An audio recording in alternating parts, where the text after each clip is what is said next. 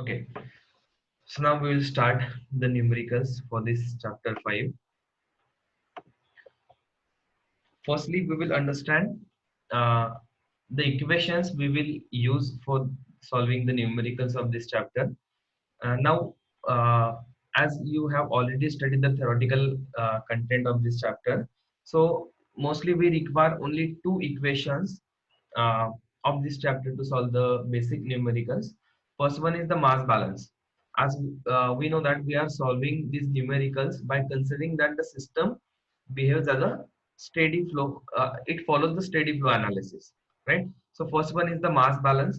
That is, even if the system is having multiple inlets and multiple outlets, then also it will satisfy the mass balance equation. That is, the summation of mass for the inlet is equal to the summation of mass for the outlet. So just for example, consider that we are having, instead of this single inlet and single outlet, let's say we are having two inlets over here.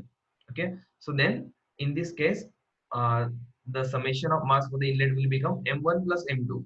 And if we are having three outlets, then the equation will become m1 plus m2 is equal to summation of mass for the outlet, that is m3 plus m4 plus m5.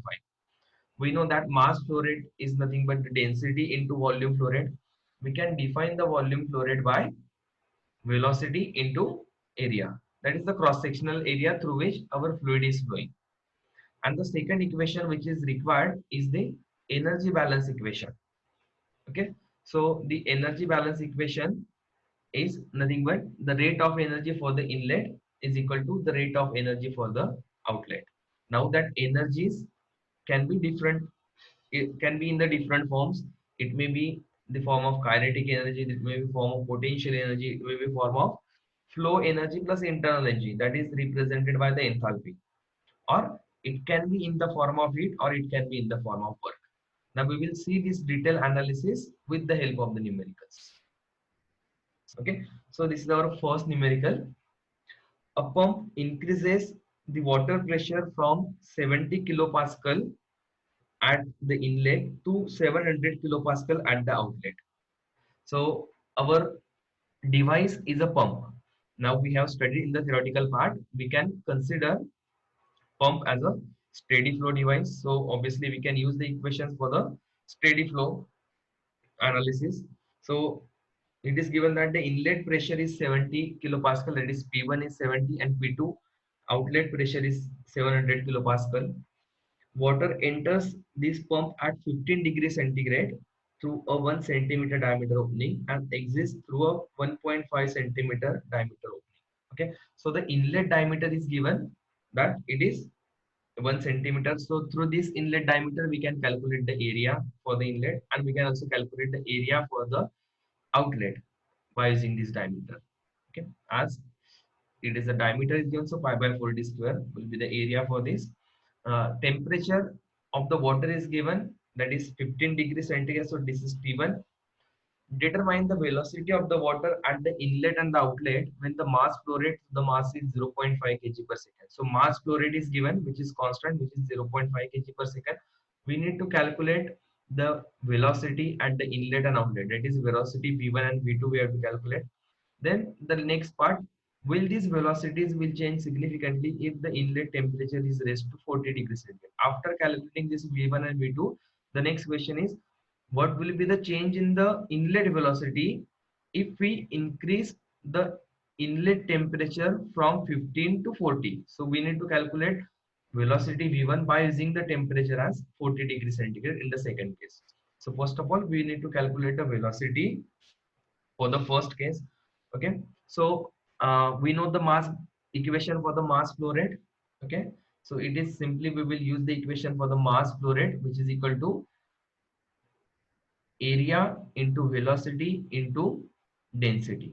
Now we know that density will be different at the different temperatures, so we can represent density with the specific volume.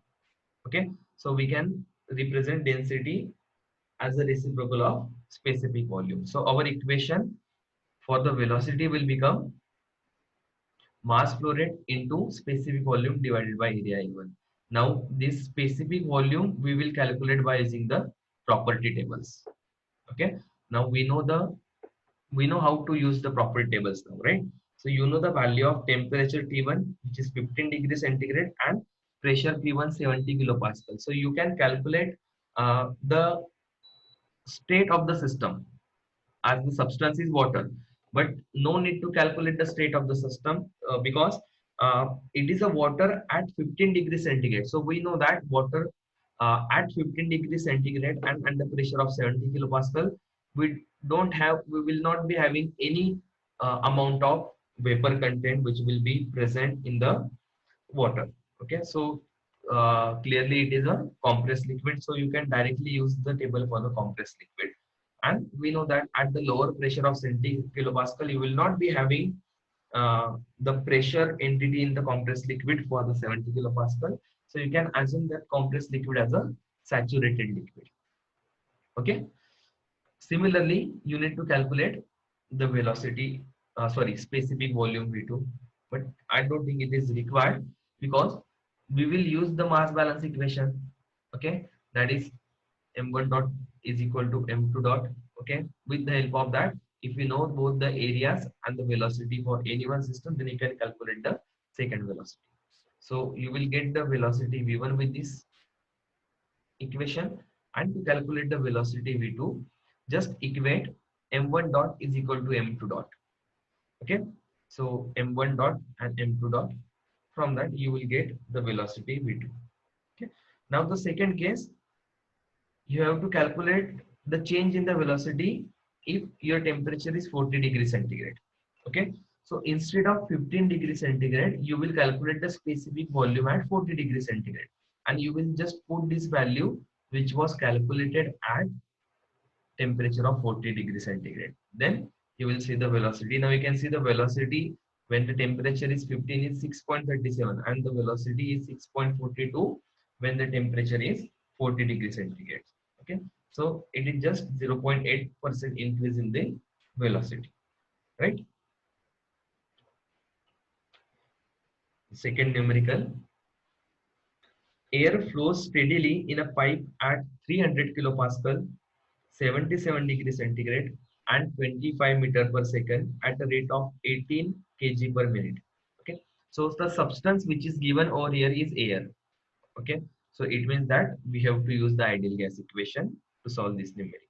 Okay, it is given that the pressure temperature is 300 kilopascal and 77 degrees centigrade respectively. Velocity is given, which is 25 meter per second. Mass flow rate is given, which is 18 kg per minute. You need to convert it into kg per second. So that's why you need to divide it with 60. Determine the diameter of the pipe. So we will solve one by one. First of all, we have to calculate the diameter of the pipe. Again, to calculate the diameter, we will use the equation of mass flow rate. That is, mass flow rate is equal to density into area into volume. We can represent density with the reciprocal of specific volume.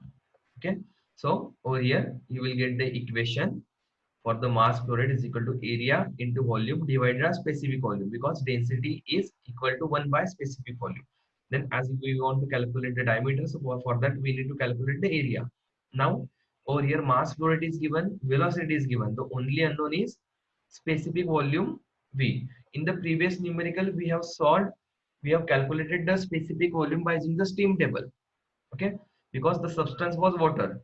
Now in this numerical, the substance is air, so it is obvious that we don't have any property table for the air, so we need to use the ideal gas equation to calculate this specific volume. Okay, so specific volume will be calculated by using the ideal gas equation. PV is equal to RT, right? Whenever you are using the ideal gas equation, you need to convert temperature into Kelvin, because value of R is in per Kelvin, right? So with the help of this, you will get the diameter. Once you will get the specific volume, once you get the specific volume, you can calculate the area. Once you get the area, you can calculate the diameter, right?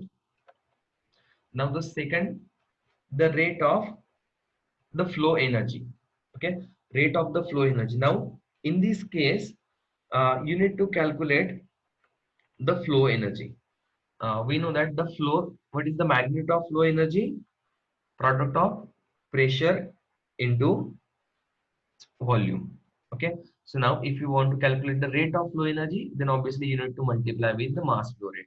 So your rate of flow energy will be P into V multiplied by the mass flow rate. So you know the values, that is mass flow rate is known 18 by 60 because it is given in kg per minute. You need to convert into kg per second.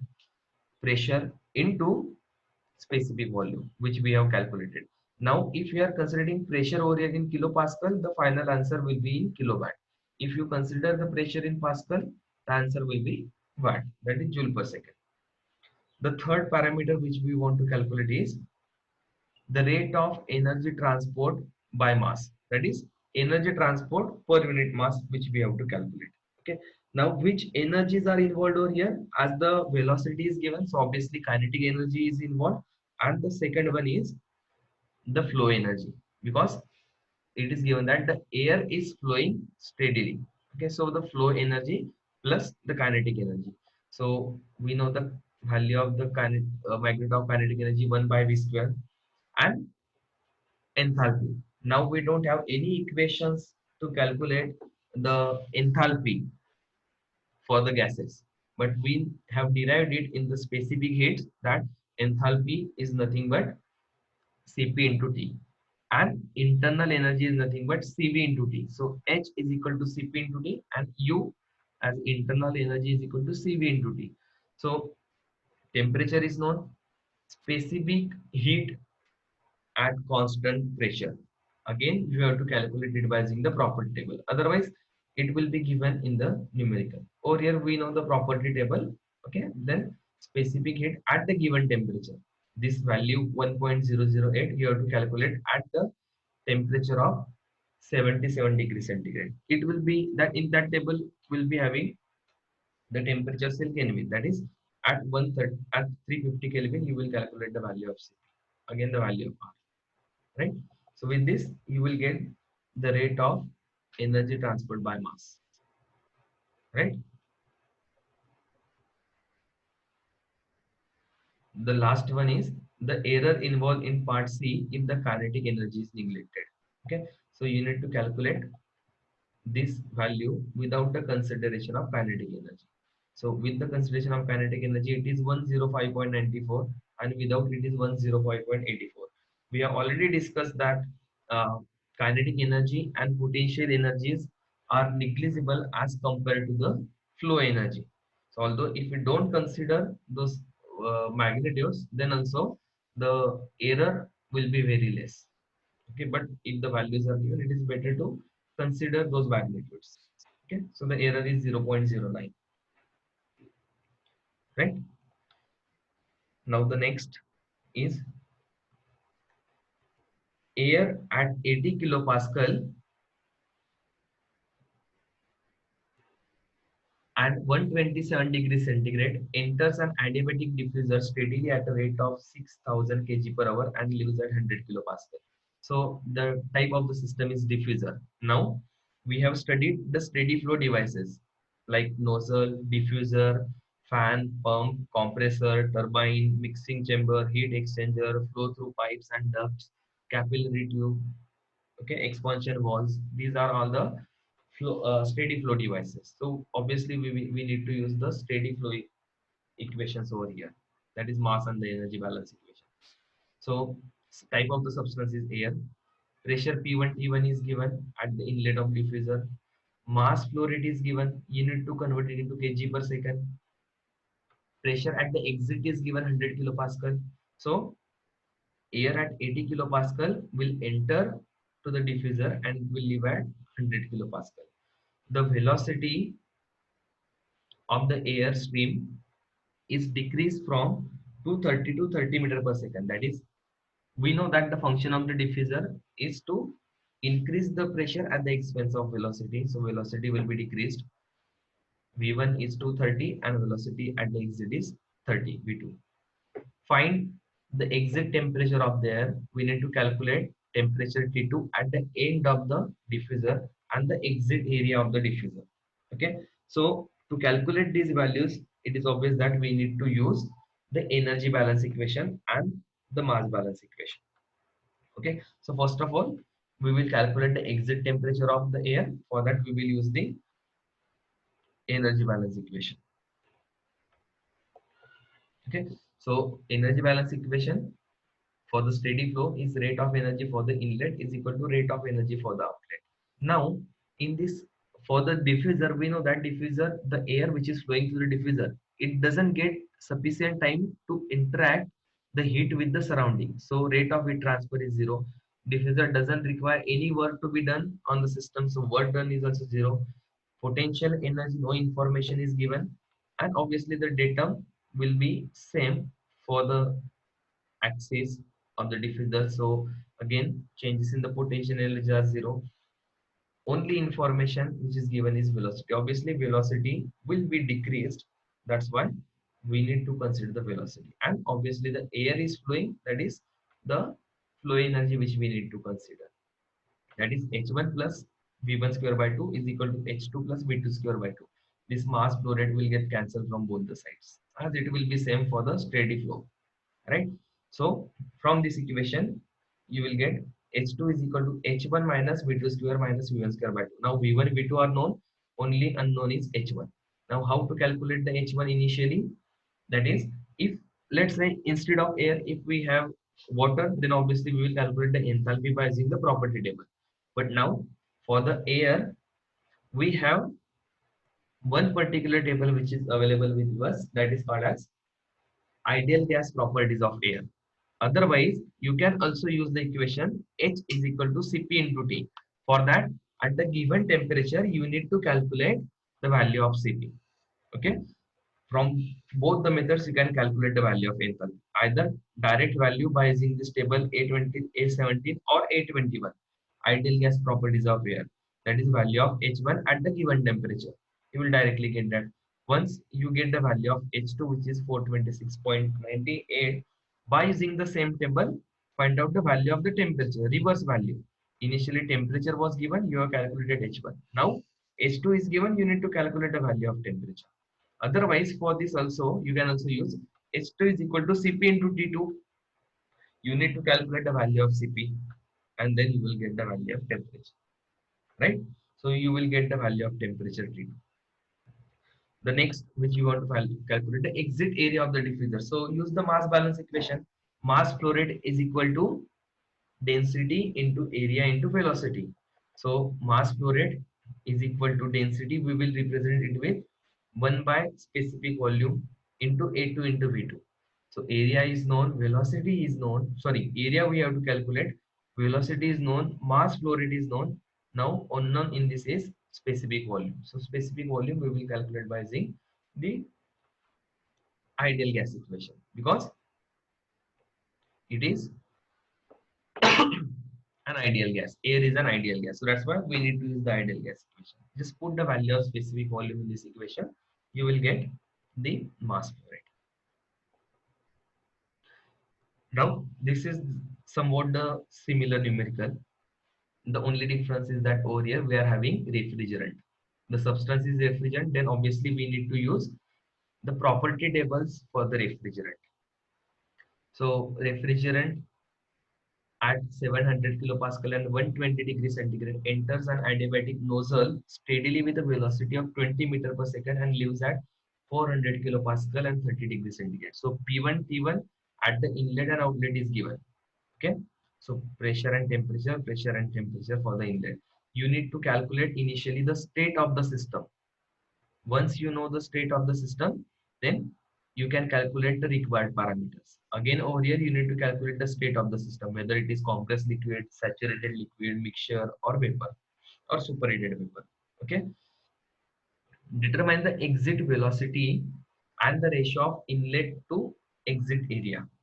So first of all, to calculate the exit velocity, again, we need to use the energy balance equation. So energy balance equation, rate of energy for the inlet and outlet.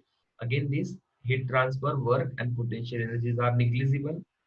Okay. So our equation will remain the same. H2 minus H1 plus V2 square minus V1 square by 2 is equal to 0 after modifying this.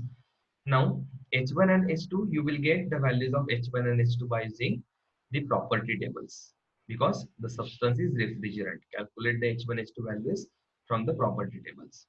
Value of velocity is given at the inlet. So the outlet velocity is the only unknown. So you will get the outlet velocity from this, right? Next thing is the ratio of inlet to the exit area, that is A1 by A2. Okay.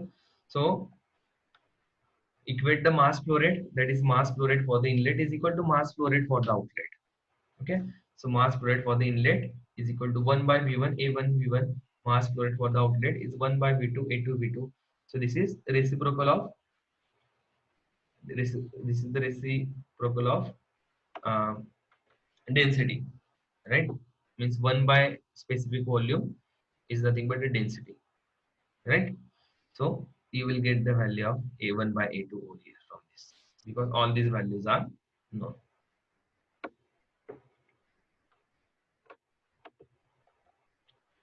Next numerical, refrigerant enters a compressor at 180 kilopascal as a saturated vapor with a flow rate of 0.35 meter cube per minute and lives at 700 kilopascal. So the substance again over here is refrigerant. Type of the system is compressor. Okay, again we can consider compressor as a steady flow device. Inlet pressure is given that the refrigerant is entering at 180 kilopascal in the compressor. And why we use compressor? To increase the pressure. So it is obvious that the outlet pressure will be very high, which is 700 kilopascal. That is the outlet pressure. The aim of the compressor is to increase the pressure. So for that we need to supply the work. Now, yeah, that's why this work done for the compressor cannot be ignored, because that is the input which is required to compress the gas. Okay. The power supplied to the compressor is 2.35 kilowatt, which is given. Net power supply W in. What is the temperature of the refrigerant at the exit of the compressor? So at the outlet, we need to calculate the temperature. So it is obvious that we need to use the energy balance equation. Again, this value is given flow rate. It is not a mass flow rate. You can see the unit meter cube per minute. That is, it is volume flow rate. You need to convert it meter cube into meter cube per second by dividing it with the 60. Okay. So apply the energy balance equation. Rate of energy for the inlet is equal to rate of energy for the outlet. Now, no information about potential energy, kinetic energy is given, so they are negligible. It is given, it is not given over here, but generally the compressors are insulated so that there will not be any heat transfer from the system with the surrounding. As no information is given about the heat, so that will be your assumption that it is uninsulated. So that's why heat transfer Q is 0. Now the inlet, we know that over here only the only energy is a flow energy, that is H1 and H2. But apart from that flow energy, we are also having the work. Now this work W, you need to add it in the input whenever the power is supplied to the system. Now compressor, pump, then compressor, pump, fan, these are the devices which requires the energy, that is the energy has to be supplied. That's why for these devices we need to add this W in the input, because that is supplied to the system. And just take the example of a turbine where we get the output from the turbine, that is the work is produced by the turbine. So in that case the work produced by the turbine, that is W out, has to be added in the output. But as it is a compressor which is which requires the input. Okay, so this will be our equation, and we need to calculate the temperature. I think we need to calculate the temperature at the, yes, we need to calculate the temperature. So obviously we need to calculate the enthalpy. So with the enthalpy we will calculate that. So over here it should be H2 minus H1, so it should be H1. Okay, now how to calculate the value of H1? By using the property table. Okay, it is given that it is the saturated vapor. So at 180 kilopascal, the value of H1 is equal to Hg, because it is saturated vapor. Okay, this should be 1. By mistake, it is written over here as 0, so it should be 1 because it is saturated vapor. Calculate the value of H1. We will require the value of specific volume V1 later on. That's why it is calculated over here. Okay, once you calculate the H1 over here, the only unknown in this numerical is H2. Before that, we need to calculate the mass flow rate because the value of W is in kilowatt and the value of enthalpy is kilojoule per kg.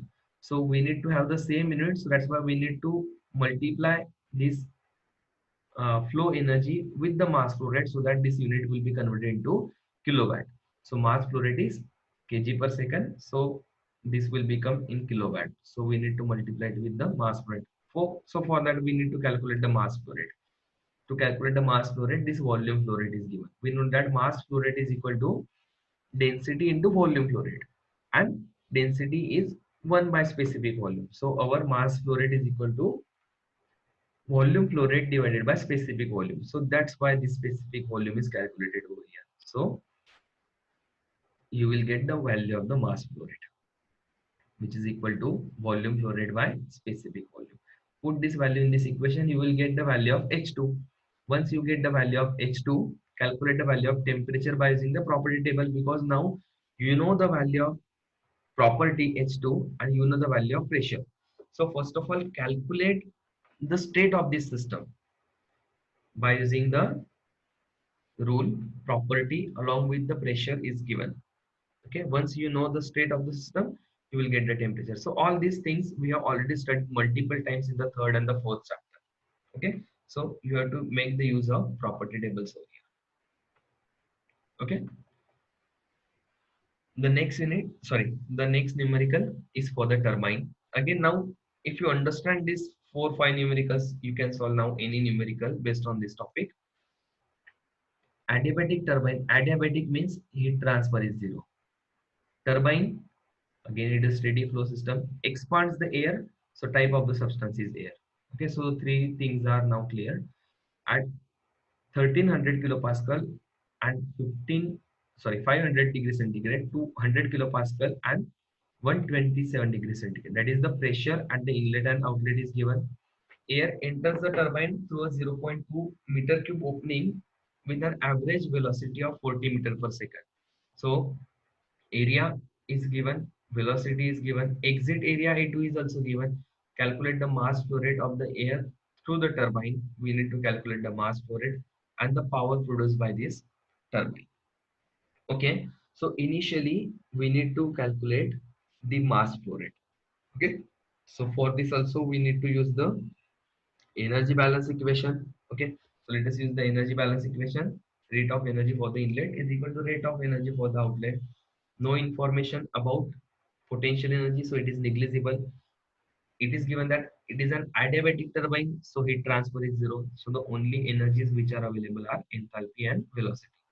Now, as it is a turbine, so when the turbine produces the work, so that's why this work we have considered in the output, because it will be produced by the system.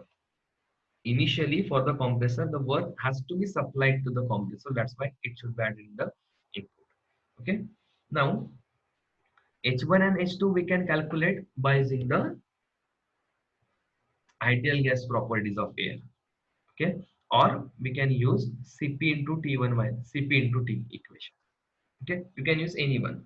It is better to directly use the ideal gas properties of air table, because if you know the temperature, you can directly calculate the value of H.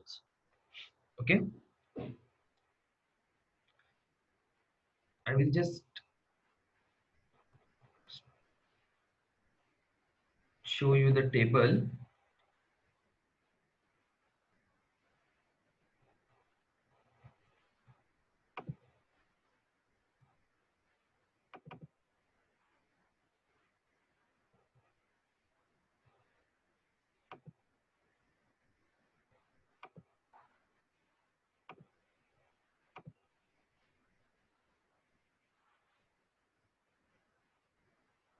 See, this is the ideal gas properties of air, which I am talking about.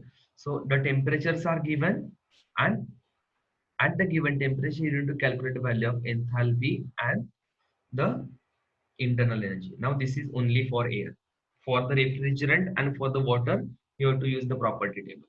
Okay, so let's say the temperature is 250, enthalpy is 250.05, and internal energy 178.28. That's it.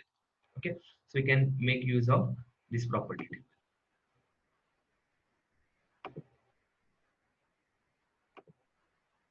right?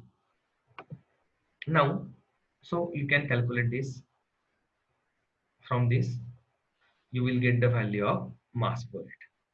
Okay, so the only unknown which you can observe over here is the mass flow rate, because work is also given, sorry, net work is not given. Okay, our aim is to calculate the mass flow rate, but the mass flow rate will be calculated initially by using the equation of mass flow rate is equal to area into velocity into density. So density is a reciprocal of specific volume, so area into velocity by specific volume. So specific volume by using the ideal gas equation, PV is equal to RT, then you will get the mass flow rate. Once you get the mass flow rate, now you can calculate the work produced by the turbine by using this equation. Okay, so for this you require the velocity at the outlet. Again, the velocity at the outlet will be calculated by using the same equation of the mass flow rate, that is mass flow rate is equal to A2 V2 by specific volume V2. Again, specific volume V2 will be calculated by using the ideal gas equations at the outlet, then velocity outlet will be calculated, and by substituting these values in the final equation you can calculate the work produced by the turbine over here, right?